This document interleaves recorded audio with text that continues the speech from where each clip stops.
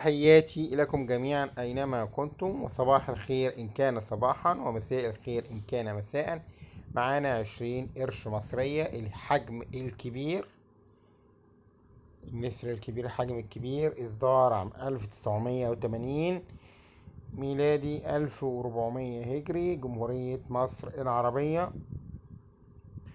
العملة دي طبعا مصنوعة من سبيكة من البرونز والألمنيوم، وهي العملات الوحيدة الريال. 20 قرش المصري الريال اللي حجمها كبير شوية، زي ما احنا شايفين حجمها ضخم.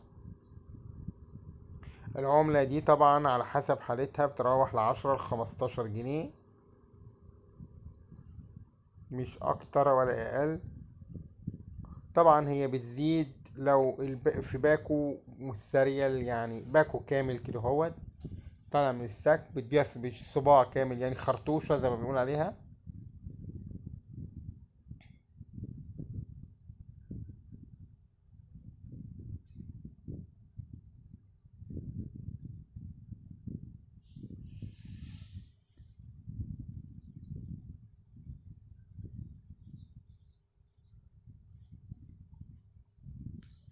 سعرها زي ما قلنا من 10 ل15 جنيه، وبتزيد لو انت بتشتري خرطوشة كاملة.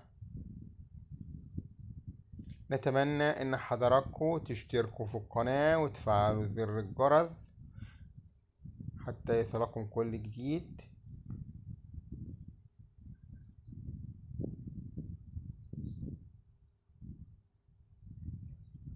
هي عموما مفيش جديد نقدر نقوله على العملة ديت. هي طبعا كانت متداولة لغاية وقت قريب، يمكن كانت متداولة لغاية التسعينات يعني. انا شخصيا كنت بدفع منها عملتين كده هو، واركب اتوبيس ب40 قرش. كان الكلام ده سنة 97. كنت بركب باص ب40 قرش بعملتين من دول لحد سنة 97. أتمنى إن حضراتكم